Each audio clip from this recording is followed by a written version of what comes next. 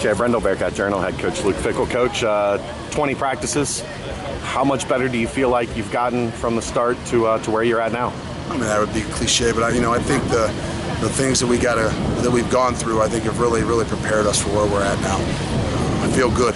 I'm not saying I feel great. We're not ready. We still got 12 days to make sure we're in tip-top shape, and most importantly, the execution is what's important to us. Not the amount of stuff that our guys can understand, but for us to really find out, make sure we know exactly what they understand and what they're doing and why they're doing it, so that they can play fast. You sent a lot at the offensive line today. A lot of pressure. Was that to test them?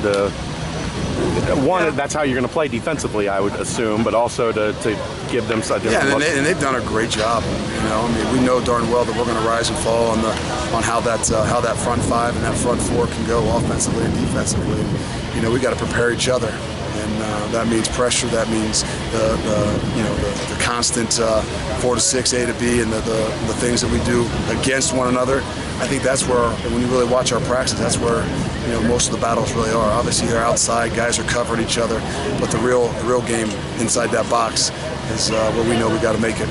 I asked you here at the beginning of camp about redshirting. Said you didn't want to redshirt guys. What guys, after 20 practices, are you looking at and saying, all right, this guy we got to get ready to play, or this guy's got a good chance to be in there?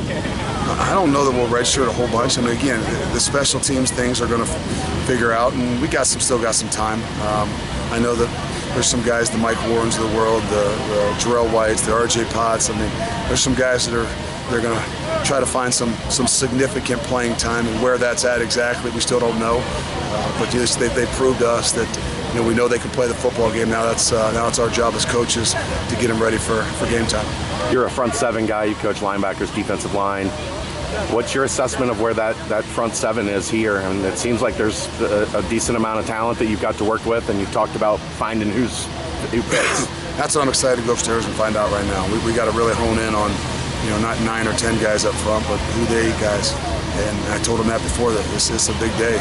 It's kind of one of those last calls to find out, hey, as we go to get prepared for a game and for a season, we got to know who those guys are. They're going to get those reps every day, because we got to get a lot better. And our best balls will be played at the end of the year, and to do that, we got to build some routine of those guys. And that's why we challenged them so much the last 10, 12 days to go out here and perform. Any time frame on when Cortez might be unleashed? Or we're still trying to be smart, and we're kind of not day to day.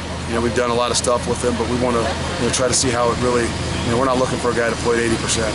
We want a guy that when he comes out there to start this thing, he got to be ready to roll. He got to be at 100%. Otherwise, we'll put him in harm's way. And we got enough guys. I don't think that's right for our team either. How's the head? And were Jalen Miner and Tyler Cogswell out here running stairs this morning?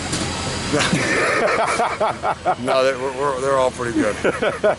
Happy birthday. No, yeah, it was good. Again, that's part. If I wasn't quite as nimble and as quick, and they didn't have to chase after me, I could have made it a little bit easier on them. But when you're as elusive as I am, it's not real easy to pin me down. So. All right, Coach. Thanks a lot. Appreciate it.